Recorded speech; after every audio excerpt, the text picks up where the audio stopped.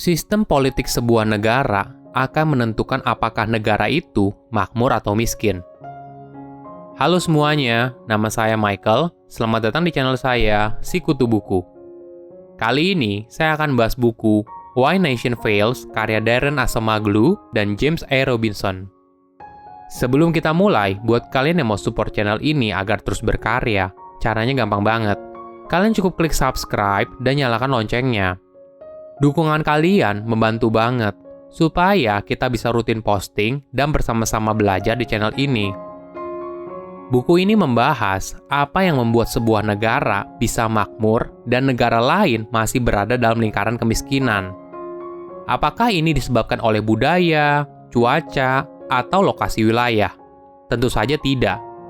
Menariknya, negara yang berada di wilayah yang sama tapi memiliki pertumbuhan yang berbeda. Sebagai contoh, Botswana pada masa itu merupakan negara dengan pertumbuhan tercepat di dunia, sedangkan negara Afrika lainnya seperti Zimbabwe dan Kongo masih berada dalam garis kemiskinan dan kekerasan. Darren berpendapat kalau semua hal ini disebabkan situasi politik dan institusi ekonomi yang dibuat oleh setiap negara. Contoh lain yang menarik adalah Korea yang secara populasi homogen, tapi masyarakat di Korea Utara merupakan salah satu yang termiskin di dunia. Sedangkan saudaranya, yaitu Korea Selatan, merupakan salah satu negara terkaya di dunia. Berdasarkan hasil riset selama 15 tahun, Darren akan membantu kita memahami apa yang membuat sistem sebuah negara gagal. Saya merangkumnya menjadi 3 hal penting dari buku ini. Pertama, mitos negara makmur. Apa yang membuat sebuah negara makmur? Hipotesa yang paling umum karena letak geografisnya. Lokasi menentukan adanya kesenjangan ekonomi di negara yang ada di dunia. Hipotesa ini paling terkenal didukung oleh filsuf Perancis abad ke-18 bernama Montesquieu. Dia berargumen, penduduk yang tinggal di wilayah yang lebih hangat dengan iklim tropis cenderung lebih malas daripada penduduk yang tinggal di iklim sedang. Dalam perkembangannya, teori ini telah berubah menjadi penekanan pada penyebaran penyakit di daerah yang lebih hangat, seperti Afrika, Asia Tenggara, dan Amerika Tengah.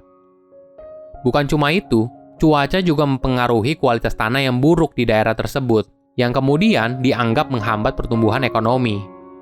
Tentu saja, hipotesa ini sudah sangat tidak relevan. Contoh nyata yaitu di 2 sisi kota Nogales. Setengah bagian yang berada di Amerika Serikat, dan separuhnya lagi berada di Meksiko. Di wilayah Nogales yang berada di Amerika Serikat, setengah dari rata-rata pendapatan adalah $30.000 Amerika. Masyarakat penduduk dewasa di sana lulus sekolah, memiliki jalan yang sudah diaspal, hukum yang jelas, dan ekspektasi hidupnya lebih dari 65 tahun.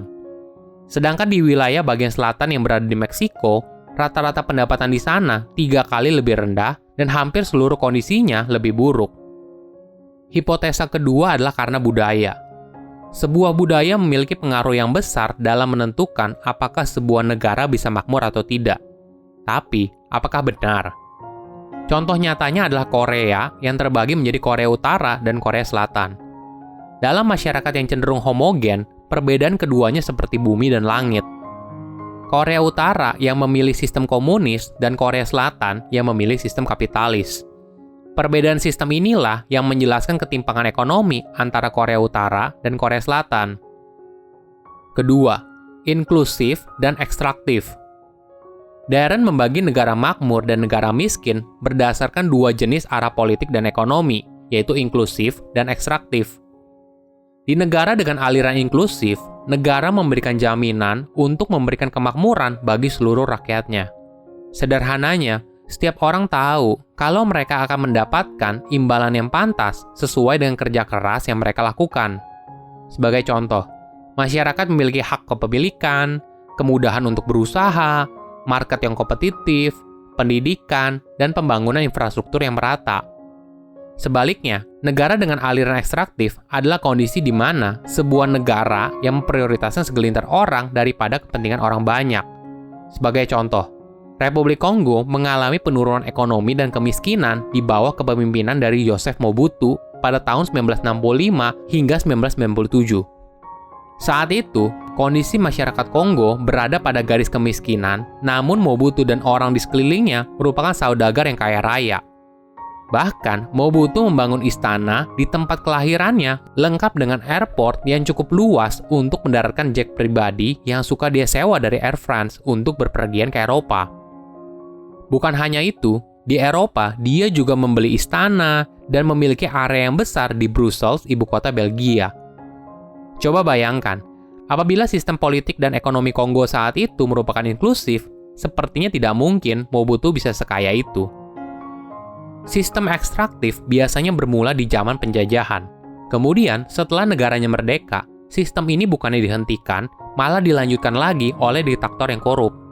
Hingga akhirnya, di satu titik terjadi perang saudara untuk mendapatkan kekuasaan menjadi diktator berikutnya.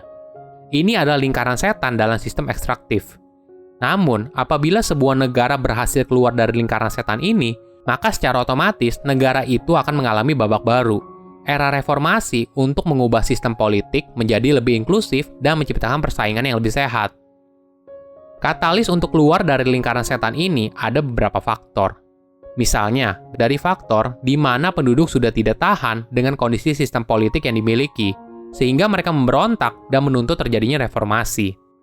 Namun, bisa juga karena sebuah kejadian tak terduga.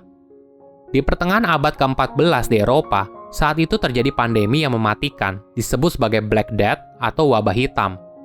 Pandemi ini telah membunuh 1/3 hingga 2/3 populasi di Eropa. Hal ini tentu saja berdampak pada ekonomi. Sebelum terjadinya wabah hitam, sistem politik di Eropa menganut sistem feodal dan pemerintahan ekstraktif. Tanah hanya dimiliki oleh kaum bangsawan dan ketimpangan ekonomi sangat tinggi pada masa itu. Namun, ketika wabah hitam melanda, sistem ini mulai berubah karena terjadinya kekosongan pekerja yang luar biasa. Tentu saja, kekosongan ini terjadi karena banyak pekerja yang meninggal. Seperti hukum ekonomi, ketika permintaan pekerja lebih besar daripada pekerja yang ada, maka para pekerja ini memiliki posisi tawar yang lebih tinggi untuk meminta pajak yang lebih kecil dan hak yang lebih besar. Fenomena ini membuat banyak pekerja naik kelas dalam hal tingkat ekonomi, sehingga pengaruh sistem politik ekstraktif mengalami penurunan yang signifikan. Ketiga, monopoli di negara ekstraktif. Monopoli di sistem politik inklusif dan ekstraktif memberikan hasil yang berbeda. Miliarder bisnis telekomunikasi asal Meksiko, Carlos Slim, mendapatkan kekayaannya dari sistem politik ekstraktif. Carlos memenangkan persaingan pasar bukan karena inovasi, tapi karena berhasil melakukan monopoli melalui koneksi politiknya. Dengan cara ini, keuntungan yang didapat oleh Carlos hanya dinikmati oleh dia dan kroninya, bukan Meksiko secara keseluruhan. Hal yang berbeda dilakukan oleh Bill Gates. Dia mendapatkan kekayaannya dari menciptakan produk yang lebih baik dari kompetitornya. Jadi, kekayaan yang dinikmati oleh Bill bukan hanya berguna bagi dirinya sendiri, tapi juga berguna bagi masyarakat Amerika Serikat karena mereka mendapatkan produk yang lebih baik. Contoh lain soal monopoli pasar adalah pada tahun 2003, pemimpin di Cina pada masa itu menangkap Tai Kuo-fang dan memenjarakan dia selama 5 tahun di penjara. Apa yang Tai lakukan? Ternyata, hal ini disebabkan dia mendirikan perusahaan baja murah yang bisa menjadi pesaing dari pabrik pendukung partai utama. Di negara dengan sistem politik ekstraktif, inovasi ini akan ditekan dan dihancurkan apabila mengancam kestabilan ekonomi yang sudah ada. Sistem politik sebuah negara akan menentukan apakah negara itu makmur atau tidak. Sebuah negara akan makmur apabila memprioritaskan kepentingan orang banyak daripada kepentingan segelintir orang. Silahkan komen di kolom komentar pelajaran apa yang kalian dapat ketika baca buku ini. Selain itu, komen juga mau buku apa lagi yang saya review di video berikutnya. Saya undur diri, jangan lupa subscribe channel YouTube Sikutu Buku. Bye-bye!